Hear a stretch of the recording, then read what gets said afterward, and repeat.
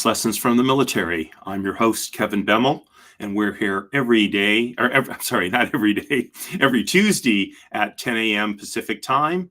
And we talk about military doctrine, military history, the practices of great military leaders, all by way of distilling from them lessons we can use to improve how we run our businesses, whether it's a for-profit business or a nonprofit, really doesn't make any difference. We have many of the same management issues and other types of situations that we need to deal with. So what I'm going to talk about today, and if you saw any of the social media posts, is empowering your team. So one of the, I think, big misconceptions about the military is that the way authority works. So we've talked in past shows about the chain of command and the different ranks in the military: enlisted, warrant officers, commissioned officers, and watching movies and such. It always seems like, okay, well, so the person with the higher rank gives the orders, and that's what happens. And while in general, that's how authority works in the military. That's just one type of authority. Okay, the so-called command structure. There's another type of authority that gets used daily that belies this notion of the higher rank getting to do whatever he wants. And this is something called positional authority. Okay, now in civilian life, we don't really see this since there's no rank in civilian life. There's no need for so-called positional authority to override it.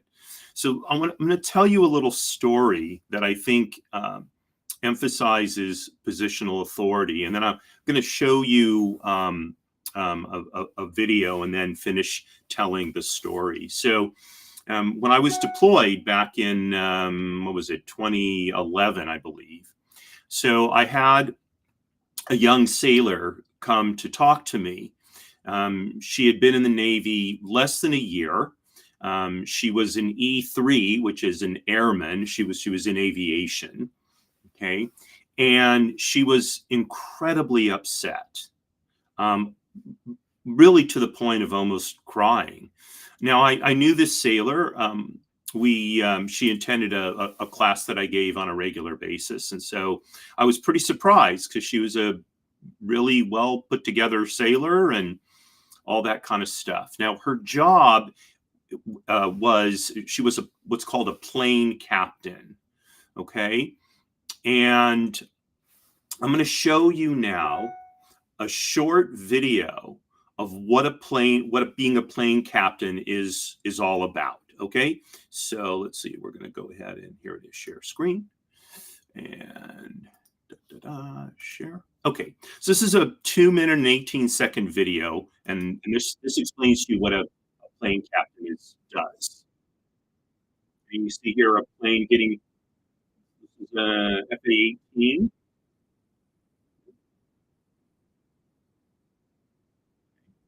There's the launch. So it just took off from a carrier, right? See the caption there, talking about junior plane captain.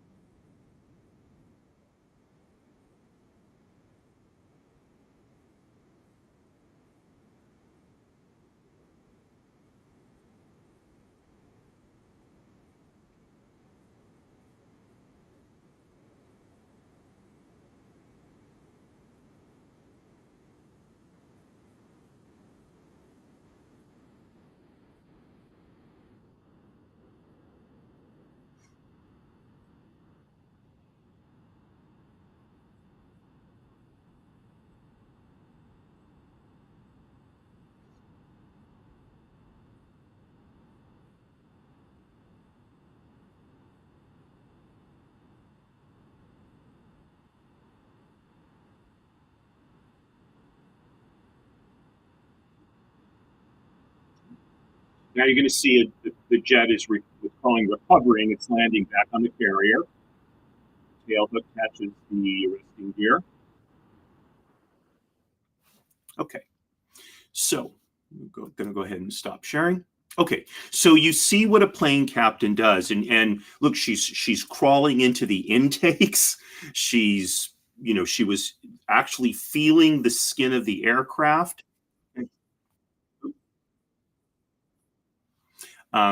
Feeling the skin of the aircraft and constantly looking over the plane. That's what a plane captain does. By the way, notice she was wearing what looked like a brown sweatshirt. Okay, we call those jerseys, and that's how you identified her job on the plane. So plane captains wear brown jerseys. Now, the plane captain you saw in that video was a senior plane captain in the sense that she was already a petty officer, third class. So typically, the first job that a sailor gets when we're talking she's in this case, when she gets to a squadron, is plane captain. That's the first job an enlisted sailor will get. She's probably an airman when she gets there in E3. And at some point, while she's a plane captain, she's probably going to advance to E4.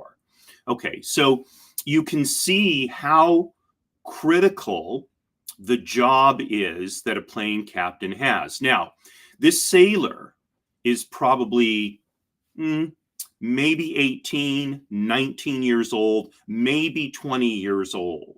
Okay, most plane captains are not more than 21 years old, and most of them are 19 or 20. Okay, you will see some 18 that are that young, and they were able to move into that role very quickly. So they're in charge. In the plane that you saw in the video was an FA-18. Those sell for $67 million. Okay, that's what the U.S. Navy paid per plane for those. And I guess they're buying a few, and now the price has gone up to $110 million. It's not clear why, but nonetheless, we're talking a lot of money. Now, a lot of squadrons today are equipped with the newer, I should say, F-35, the carrier version. That's the Navy version of the Joint Strike Fighter. And I did a show about the JSF a few weeks ago, if you want to know more about it. That plane sells for, I have the figure here, $102 million. Okay, so you have a 19-year-old sailor, E3, in charge of the welfare of a pilot, or maybe two, if it's a two-seater. There are some FA-18s that seat two. That's worth somewhere in the neighborhood of $67 million if it's a FA-18, or $102 million if it's an F-35. Okay, that's a tremendous amount of responsibility. But that only speaks to their basic job. So I want to go back now to the story of this plane captain who came to see me very upset. So seeing how upset she was, my typical question: so what's going on, shipmate? And she said, I feel terrible. Why? I said, well, I couldn't let Commander such and such take off again. No, so Commander such and such, he was lieutenant commander in the squadron, and officers in the Navy, the people who fly are officers, typically lieutenants, lieutenant commanders, and then the squadron CO will typically be a commander in 05. Okay, so a lieutenant commander is a fairly senior individual in the squadron. Okay, now you may be wondering, wait a minute, how can an E3 tell a lieutenant commander in 04 that he couldn't fly? Okay, now it wasn't really that he couldn't fly, it's that he wasn't allowed to leave the deck in his aircraft. That's what she told him he couldn't do. She canceled what's called his hop, his flight, for that time slot. And she had the sole authority to do that. That's her positional authority, right? There was nothing this O4 officer could do.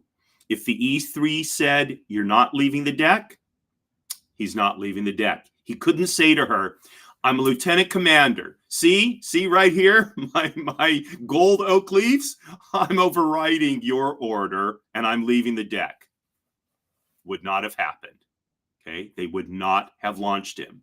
When that brown-shirted plane captain says, nix, that's it. Okay, the next thing that happens is, if he's already attached to the catapult, they detach his plane from the catapult. They get the little tractor in there and they pull that plane back away from the catapult so the next launch can take place. That's what happens. He can be screaming, I order you to let me take off. Doesn't matter. In fact, by the way, if he were to scream that, he'd get in big trouble. Okay. So she was upset because not only had she had to do that to him that particular time, not long before she came to see me, that was the third time in a row that she had to tell him, nope, not leaving the deck.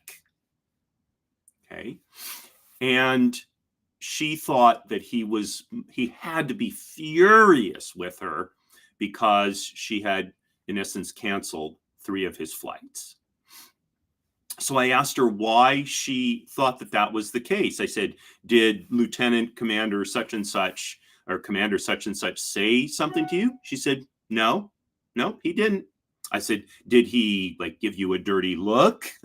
No. I said, what happened?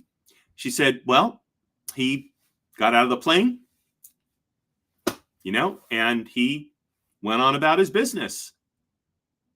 I said, so why do you think he's mad at you? And she said, well, because I wouldn't let him fly. So I said, well, have you spoken to him about this? She said, oh, no. I said, well, I know Commander such and such. I said, I doubt he's mad at you. As a matter of fact, I suspect he's actually pretty thankful for you.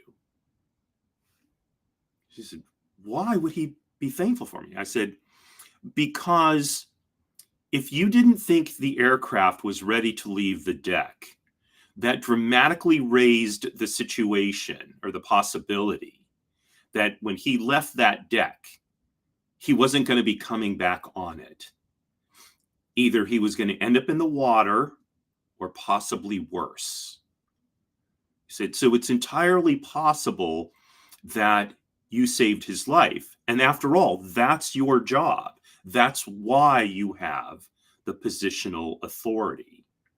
So this very junior sailor, in fact, the most junior member of a squadron, okay, squadron has roughly 150 people in it, has the positional authority to determine not only if an airplane is going to leave the carrier, or the ground as well, although landing in the water is much worse than having to land an emergency on the ground. Not only that plane, but has the pilot's well-being in her charge too. Okay. And that's far more authority, I think, than any individual, any teenager gets in civilian life. Why? Why would that be the case? Why can't we give that level of responsibility to young people in the civilian business world? Now, you might say, well, she's in the Navy. She's a lot more responsible. Well, I don't know about that. I mean, I've seen young sailors do some pretty irresponsible things. Maybe not while they're on duty, but when they're at liberty, they'll drink too much. They'll, get involved with the wrong people. They'll get tattoos when they got drunk that they regret. I mean, same kind of stuff that young people in college do. Okay, because they're the same age, right? So you might say, well, maybe they get a lot of training. Well, that's true. They get a lot of training. They have to, right, in order to know whether that plane is fit to fly.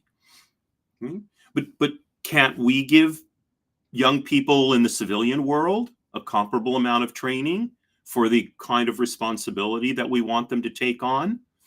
I think the answer is yes, right?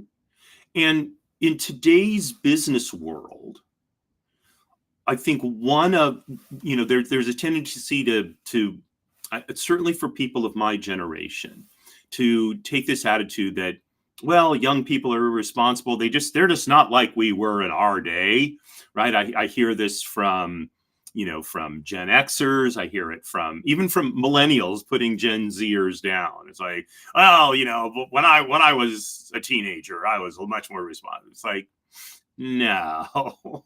Think back to what you did when you were a young person. If you're an old guy like me, okay, I don't think teenagers have changed that much. Yes, there are some teenagers who are irresponsible, grossly so, and they should not be allowed to become a plane captain in the Navy and decide whether a pilot gets to leave the deck of an airplane, right? I mean, deck of an aircraft carrier. But given the opportunity and having the responsibility explained to them, right, and given proper supervision, okay, and the plane captain, she's not acting all on her own. There's a whole group, there's a whole team on the deck who's helping her out and supporting her, right? And she may, by the way, the first time she tells a pilot, you're not leaving the deck, she may not make that on her own. She may call her chief over and say, Chief, here's what I found. I'm not sure. Should I let him go? And the chief may look at it and go, hey, good catch, shipmate. No, this plane should not leave the deck. Okay, Chief, we'll tell him he can't go. Chief's going to go, nope. Shipmate, it's your job to tell him you don't go because you're the one who has the authority. I don't have any authority to say he can't fly. I'm here to advise you and train you, but the authority lies with you, right? We can do the same thing, right? How many of our businesses, generate $67 million a year, right? Let alone one item worth $67 million, right? So I think we have a narrow view of what our most junior teammates can do. And they really want an opportunity to show off what they can, not show off in a negative sense, but to show what they can do, to have responsibility, to have an opportunity to exercise it in the right way.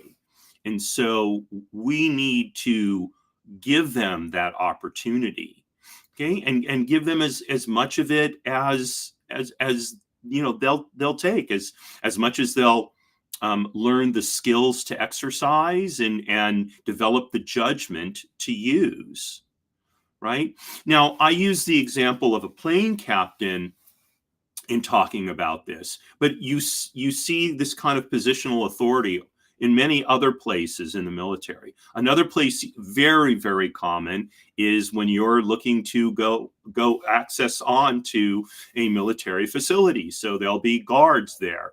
Those guards are usually among the most junior, whatever it is, sailors, Marines, soldiers, airmen that are around.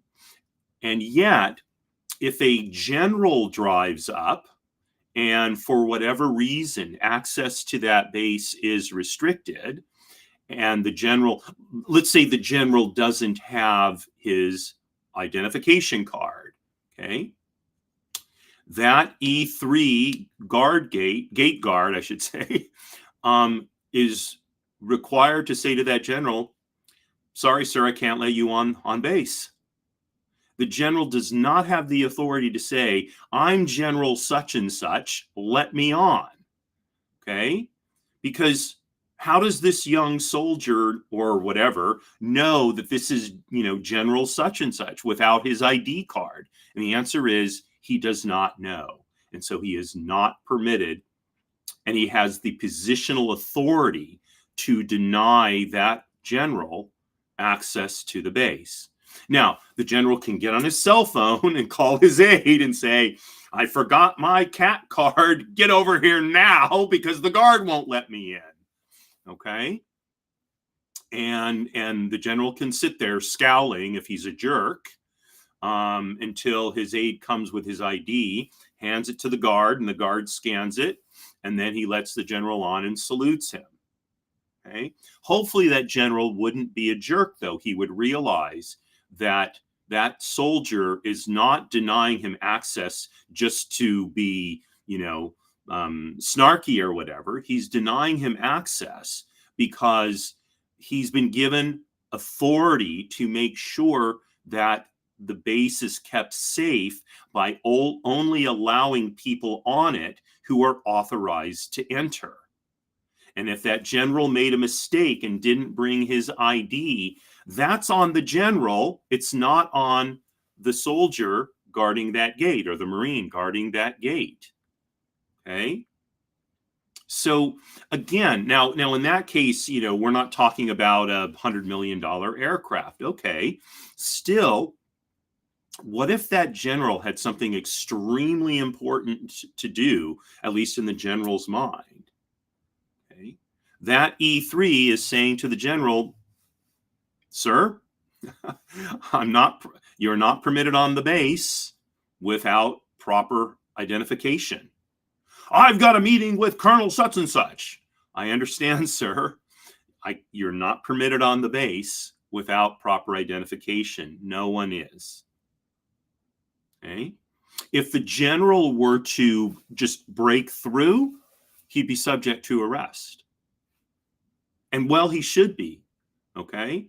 He's supposed to be the model of acting according to duly authorized personnel. And so although as a general, he's an 07, 8, or 9, something like that, that E3 is the duly constituted authority about who gets on the base. Okay? Now, it may be difficult. That general may get really mad and start screaming at that soldier or Marine. So he's probably going to call his company commander. Hey, Lieutenant, Captain, I have General such and such here. He doesn't have his ID card. I've denied him access, and he's pretty upset. Now, if his company commander is worth his rank, he should immediately go out there and explain to the general that my soldier here is doing his job and he's doing it correctly, and that, sir, with due respect, if you didn't bring your ID card, that is on you. That is not on this soldier.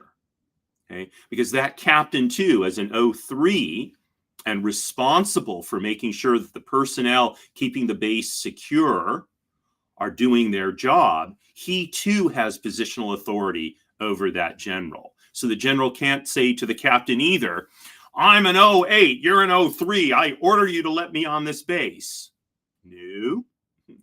No, sir. No, sir. Not going to happen. Okay. That's just how it is. So I encourage you to think about how can you empower the youngest member, I don't want to call them youngest, the most junior members on your team to have real authority to help accomplish your mission in some way. Okay, not some made up thing that, makes them feel good or some, title that doesn't mean anything. I think younger people, they see through all that stuff these days. Okay? I don't think they care if they're an assistant vice president, but they have no authority to do anything. I think it's the opposite. You can call them, junior first class or whatever. But what they want is the ability to really do something, sink their teeth into meeting the mission of the company in some real way. Okay?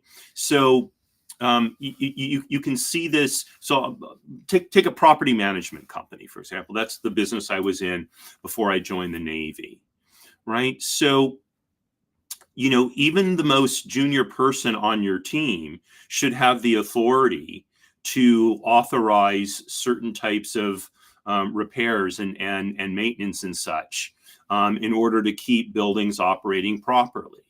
Okay, so if if there's an emergency, they should be authorized to handle that emergency. Now, that may require some training. Okay, and so you may have to make sure that they understand the various issues that come into play in exercising their authority. But they should be given the opportunity to do so. They shouldn't have to call you. Let's say you're the owner of the property management company, and something happens, at night, and they're the sort of, point person to be called. They should be able to, oh, you got a broken pipe? Okay. I'm going to call the plumber and send him over there and have him, send us the bill, right? He should be able to do that. There's no reason why he shouldn't. I mean, it's obvious if there's a leaky pipe and it's going to damage the building, we need to get the leak fixed. Okay. So give your people the authority, and look for ways to give them more authority. We're very fond of giving junior members responsibility. Okay? And responsibility is fine. They need to have responsibility as well. But responsibility without the authority to fulfill their responsibilities is very frustrating. I remember my first job, I was working for a lawyer, and I had tremendous responsibility, and I had zero authority when it came to fulfilling my responsibilities. And it was really, really upsetting sometimes, because I'd be called on the carpet for not having fulfilled my responsibility, and I would say, but Mr. I don't want to name his name, but I have no authority to actually do this. Why didn't you come talk to me? Well, you were busy, or you were out of the office. Well, you still have the responsibility. Like, what do I do? I don't have the authority to take care of what needed to be taken care of. And in this case, it was making sure some things were done for clients. I didn't have the authority to act on my own. I had to clear everything with the lawyer, but somehow I was still responsible for these things not getting done. Right, in the face of him being busy and not around and inaccessible. This is before the days of cell phones, by the way. Right, so there's no easier way to chase away, especially a good employee, by telling them you have to make sure these things happen, but not giving them the ability to make the decisions in order to make those things happen. Authority and responsibility go hand in hand.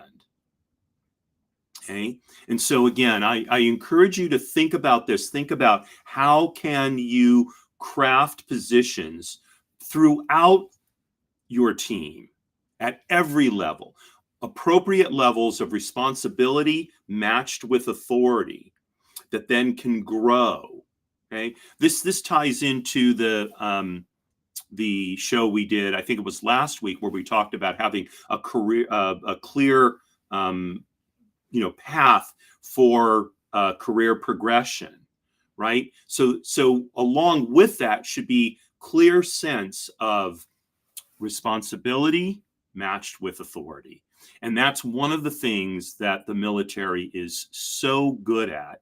And I think it's one of the key reasons why veterans are highly sought after, because they do have the ability to carry authority comfortably, because they're used to doing it from the very beginning of their careers. So that's our show for today. I hope you found something useful here. I encourage you to take action in your organizations based on what we talked about today. So tomorrow at 10 a.m. Pacific time is my show, People Making Money. My guest is Vanessa Donaldson, and she's going to talk about her her journey, if you will, from being a mil spouse, a military spouse, to being a civ spouse, a civilian spouse, and what she's doing to help others who are transitioning from military to civilian life. I think you will find her story quite interesting. I was on Vanessa's show a few weeks ago. We had a blast, and I'm looking forward to talking to her tomorrow as well. So please do tune in.